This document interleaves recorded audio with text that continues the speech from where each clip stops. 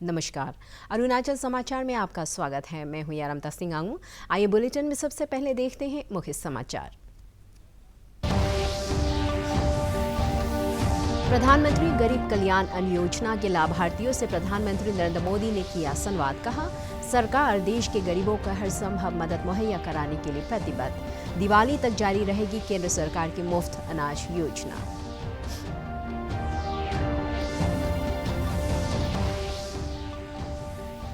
देश भर में पिछले 24 घंटे में कोविड के 30,500 से अधिक नए मामले दर्ज और 38,800 से अधिक रोगी हुए स्वस्थ। अरुणाचल में सोमवार को कोविड के 305 नए मामले और 469 रोगी हुए स्वस्थ। अरुणाचल में अब तक लगाए गए 8,60,974 कोविड के टीके। माउंट एवरेस्ट पर चढ़ाई कर चुके पर्वतारोही अब्राहम तागित सोरांग ने अरुणाचल प्रदेश सरकार से राज्य में पर्वतारोहियों के बेहतर भविष्य के लिए माउंटेनियरिंग पॉलिसी बनाए जाने की मांग। कहा, राज्य में पर्वतारोहण को बढ़ावा देने के लिए ठोस नीति बनाने की जरूरत। प्रधानमंत्री नरेंद्र मोदी ने कहा है कि सरकार देश के गरीबों को हर संभव मदद मुहैया कराने के लिए प्रतिबद्ध है। प्रधानमंत्री गरीब कल्याण अन्न योजना के लाभार्थियों को संबोधित करते हुए उन्होंने इस बात पर प्रसन्नता व्यक्त की कि मुफ्त खाद्यान्न वितरण ने गरीबों के रोजमर्रा के जीवन में उनकी मदद की है। वे आज वीडियो कॉन्फ्रेंसिंग के जरिए गुजरात में प्रधानमंत्री गरीब कल्याण अन्न योजना के लाभार्थियों से बातचीत कर रहे थे। श्री मोदी ने प्रदेश के 5 जिलों के लाभार्थियों से बातचीत की। इस जन भागीदारी कार्यक्रम का उद्देश्य योजना के बारे में लोगों को जागरूक करना था। राज्य स्तरीय कार्यक्रम आदिवासी जिले दाहोद में मुख्यमंत्री विजय रूपाणी की उपस्थिति में हुआ। प्रधानमंत्री ने कहा कि कोरोना महामारी के रूप में 100 साल की सबसे बड़ी विपत्ति देश पर आई। आजीविका पर संकट आया, लेकिन देश ने अपने नागरिकों को भूखा नहीं सोने दिया। जान से जुड़ जाता है, दिन रात मेहनत करता है। जब 10 करोड़ परिवारों को साल 2014 के बाद नए सिरे से काम शुरू किया गया, नई टेक्नोलॉजी को इस परिवर्तन का माध्यम बनाया गया, करोड़ों फर्जी लाभार्थियों को सिस्टम से हटाया, राशन कार्ड को आधार से लिंक किया और सरकारी राशन की दुकानों में डिजिटल टेक्नोलॉजी को प्रोत्साहित किया गया। कोरोना लॉकडाउन के कारण काम धंधे बंद करने पड़े, लेकिन देश ने अपने नागरिकों को भूखा नहीं सोने दिया। इसलिए आज दुनिया भर में प्रधानमंत्री गरीब कल्याण अन्न योजना की प्रशंसा हो रही है। इस पर 2 लाख करोड़ रुपए से अधिक यह देश खर्च कर रहा है। आज 2 रुपये किलो गेहूं, 3 रुपये किलो चावल के कोटे के अतिरिक्त हर लाभार्थी को 5 किलो गेहूं और चावल मुफ्त दिया जा रहा है। ये योजना दिवाली तक चलने वाली है। ईज ऑफ लिविंग के लिए नए मानदंड भी स्थापित कर रहे हैं। गरीब के सशक्तिकरण को आज सर्वोच्च प्राथमिकता दी जा रही है। जब 2 करोड़ गरीब परिवारों को घर दिए जाते हैं तो इसका मतलब होता है कि वो अब सर्दी, गर्मी, बारिश के डर से मुक्त होकर जी पाएगा। जब 10 करोड़ परिवारों को शौच के लिए घर से बाहर जाने की मजबूरी से मुक्ति मिलती है तो इसका मतलब होता है कि उसका जीवन स्तर बेहतर हुआ है। इसी तरह जब देश का गरीब जनधन खाते के जरिए बैंकिंग व्यवस्था से जुड़ता है, मोबाइल बैंकिंग गरीब के भी हाथ में होती है, तो उसे ताकत मिलती है, उसे नए अवसर मिलते हैं। देश भर में पिछले 24 घंटे में कोविड के 30,549 से अधिक नए मामले दर्ज किए गए और 38,887 से अधिक रोगी स्वस्थ हुए। केंद्रीय स्वास्थ्य मंत्रालय के अनुसार इस समय देश में कोविड के कुल 4,04,000 सक्रिय मामले हैं और रिकवरी दर बढ़कर 97.38% हो गई है। भारतीय आयुर्विज्ञान अनुसंधान परिषद (ICMR) के अनुसार अब तक देश में 47 करोड़ 85 लाख से अधिक कोविड टीके लगाए जा चुके हैं। पिछले 24 घंटे में 61,09,000 से अधिक लोगों को कोविड टीका लगाया गया। इस बीच देश में कोविड की स्थिति के बारे में संवाददाताओं को जानकारी देते हुए स्वास्थ्य मंत्रालय के संयुक्त सचिव लव अग्रवाल ने बताया कि देश में कोरोना की दूसरी लहर अभी खत्म नहीं हुई है। उन्होंने बताया कि देश के 18 जिलों में कोरोना के मामले बढ़ रहे हैं और नॉर्थ ईस्ट के कई जिलों में पॉजिटिविटी रेट 10% से अधिक दर्ज की जा रही है। श्री अग्रवाल ने बताया कि जुलाई में 13 करोड़ 45 लाख वैक्सीन डोज दी गई। अरुणाचल प्रदेश में सोमवार को कोविड संक्रमण के 305 नए मामले सामने आए और 469 रोगी स्वस्थ हुए। इस दौरान कोविड से 3 रोगी की मौत होने से राज्य में इस महामारी से मरने वालों की संख्या बढ़कर 234 हो गई है। राज्य में कोविड के सक्रिय मामलों की संख्या 3,508 है और रिकवरी दर 92.29% है।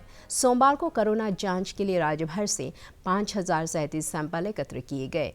प्रदेश में दर्ज किए गए नए मामलों में सबसे अधिक ईटानगर राजधानी क्षेत्र से 79 और लोअर सुबनसिरी जिले से 39 मामले शामिल हैं, जबकि स्वस्थ हुए रोगियों में सबसे अधिक ईटानगर राजधानी क्षेत्र से 132, लोअर सुबनसिरी से 46, पापुमपारे से 42, वेस्ट कामेंग से 33 और तवांग जिले से 31 रोगी शामिल हैं।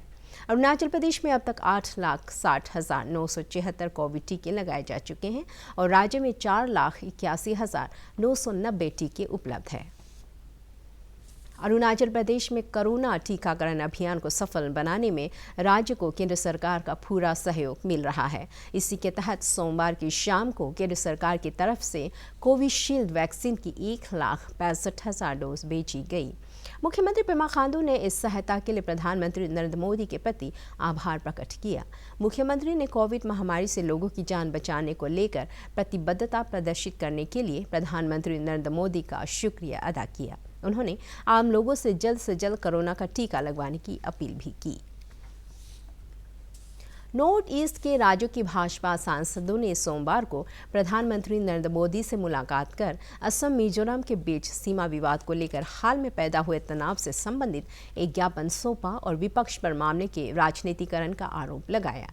भाजपा सांसदों के प्रतिनिधिमंडल में शामिल केंद्रीय कानून मंत्री किरेन रिजिजू ने कहा कि असम मिजोरम सीमा मुद्दे पर प्रधानमंत्री को दिए गए ज्ञापन में सांसदों ने कहा है कि यह विवाद पुराना है और राज्य सरकारें मिलजुल के इसे सुलझाने का प्रयास कर रही है, लेकिन विपक्षी राजनीतिक पार्टियां इस मामले में राजनीति कर रही हैं।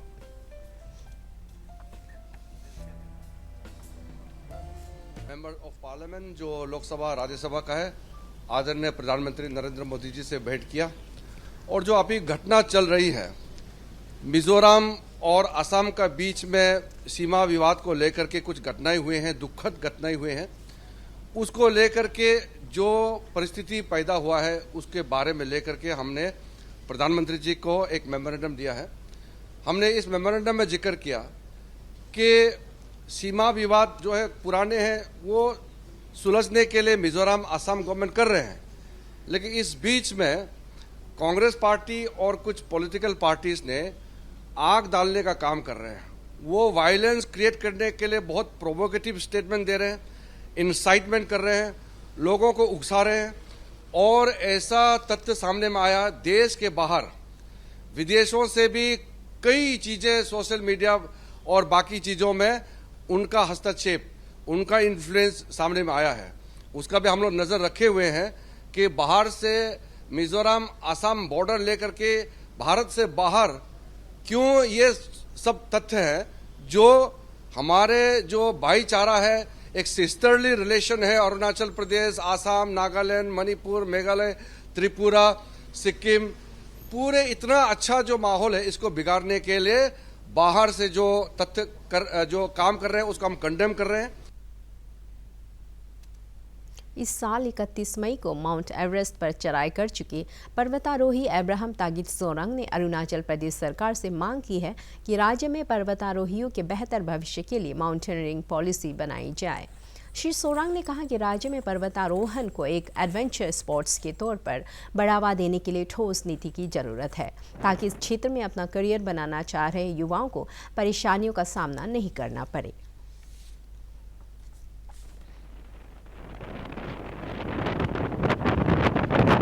हम इस बार रिसेंटली माउंट एवरेस्ट समिट किया है 31 मई 2021 को।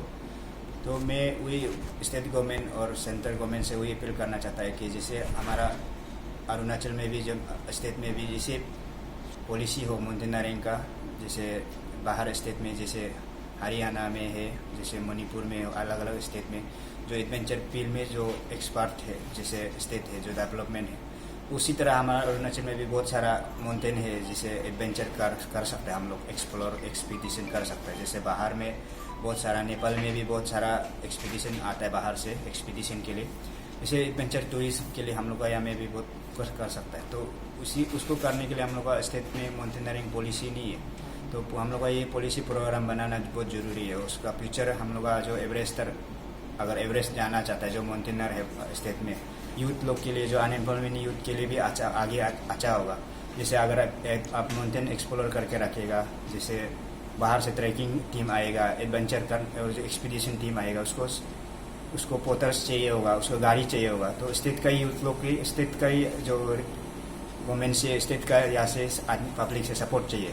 तो उसको लेके जो वो सबके लिए मतलब बेनिफिट मिलेगा। तो वो चीज़ को हम लोग स्टेट में और सेंट्रल गवर्नमेंट का साथ में मिल के हम लोग स्टेट में अरुणाचल में ये माउंटेनियरिंग पॉलिसी बना के एडवेंचर को एक्सप्लोर कैसे करना है और एक्सपीडिशन कैसे बनाना है, वो अगर सिस्टम बना के रखने से फ्यूचर के लिए बहुत अच्छा रहेगा। मुख्यमंत्री पेमा खांडू ने अपने दिल्ली दौरे के दौरान त्रिपुरा से लोकसभा सांसद एवं केंद्रीय सामाजिक न्याय और सशक्तिकरण राज्य मंत्री प्रतिमा भौमिक को तवांग जिले की महिलाओं का पारंपरिक परिधान तोतुंग भेंट किया। केंद्रीय मंत्री ने मुख्यमंत्री के द्वारा दिए गए इस बैंड के लिए सोशल मीडिया पर उनका शुक्रिया अदा किया। केंद्रीय मंत्री प्रतिमा भौमिक ने यह भी कहा कि वह जल्द ही तवांग की सैर करना चाहती है। टोक्यो ओलंपिक में बुधवार का दिन भारत के लिए काफ़ी अहम है। कल सुबह महिला बॉक्सर लवलीना बोरगोहाई का सेमीफाइनल मैच है और फिर शाम को भारतीय महिला हॉकी टीम का सेमीफाइनल मुकाबला होगा। गौरतलब है कि असम में जन्मी मुक्केबाज लवलीना ने महिलाओं के 69 किलोग्राम वर्ग के सेमीफाइनल में प्रवेश करने के बाद देश के लिए मेडल पक्का कर लिया है। उन्होंने महिलाओं के वेल्ट रवेट मुकाबले में ताइपे की नियन चीन चेन को 4-1 से हराया था। कंटेनमेंट जोन घोषित किए गए ईस्ट सियांग जिले के निगलोक गांव के लोगों को राहत मुहैया कराने के लिए एकल अभियान के सदस्यों ने सोमवार को इस गांव के करीब 64 परिवारों को आवश्यक सामग्री का वितरण किया। एकल अभियान के सदस्यों ने निगलोक अंचल के कंटेनमेंट जोन में रहने वाले परिवारों को चावल, दाल, आलू, नमक, ऑक्सीमीटर, थर्मोमीटर और 1000 मास्क का वितरण किया। सामाजिक संगठन एकल अभियान के राज्य समिति के संगठन महामंत्री माकपाक पायांग, भाजपा के मंडल समिति के महासचिव बाबा सिंह परतिन, शिक्षा विभाग के अवकाश प्राप्त निदेशक एवं समाज सेवक तापु गांव सहित कई अन्य सदस्य इस दौरान उपस्थित थे। निगलोक गांव के समाज सेवक तोजे इसी ने एकल अभियान के सदस्यों को राहत सामग्री वितरित करने पर धन्यवाद ज्ञापन दिया।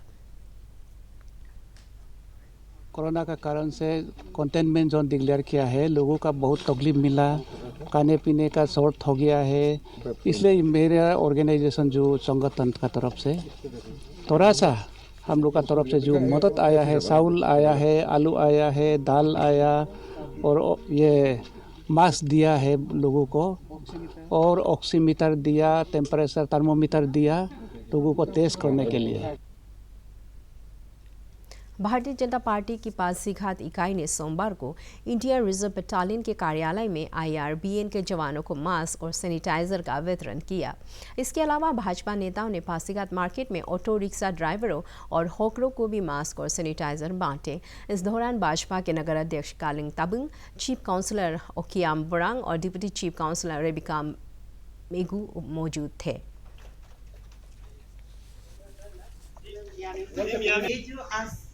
हम लोग एयरबीएन को दे रहे हैं। इसमें ये लोग बहुत अच्छा काम कर रहे हैं पासीघाट के लिए, सैनिटाइजर और मास्क दे रहे हैं और बहुत अच्छा से ये लोग काम कर रहे हैं। पासीघाट का जितना हम लोग का एयरबीएन ये मोरंग साहब का टीम जो बहुत अच्छा से काम कर रहा है और हम लोग साथ दे रहे हैं, इसके लिए ये उन लोग को thank you. Lower Dibang valley के जिला उपायुक्त के एन दामो ने जिले में प्रधानमंत्री ग्राम सड़क योजना के क्रियान्वयन की समीक्षा के लिए सोमवार को एक बैठक की, जिसमें उन्होंने निर्देश दिया कि गुणवत्ता से कोई समझौता किए बगैर इस योजना के तहत बंद रही सभी सड़कों का निर्माण कार्य जल्द से जल्द पूरा किया जाए। उपायुक्त ने प्रधानमंत्री ग्राम सड़क योजना के तहत सड़क निर्माण कार्य कर रही एजेंसी को निर्देश दिया कि वो सभी पक्षों से विचार विमर्श करके मौजूदा परियोजनाओं को पूरा करने में आ रही बाधाओं को दूर करे। उन्होंने कॉन्ट्रैक्टर्स को जिले के हित में काम करने की भी सलाह दी। अरुणाचल समाचार के आज के अंक में इतना ही। जाने से पहले आप सभी से अनुरोध है कि कोविड-19 के दिशा निर्देशों का पालन करें, हमेशा मास्क लगाएं, बार बार हाथ धोएं और सोशल डिस्टेंसिंग के नियमों को मानें। कोरोना महामारी से बचाव के लिए आपका वैक्सीन लगवाना भी जरूरी है। अगर आप वैक्सीन लगवाने के पात्र है तो जरूर लगवाएं। हम कल फिर हाजिर होंगे अरुणाचल और देश दुनिया की खबरों के साथ। चलते चलते आपको बता दें, आप अरुणाचल समाचार हमारे YouTube channel DD news Arunachal पर भी देख सकते हैं। देखते रहिए अरुण प्रभा। नमस्कार।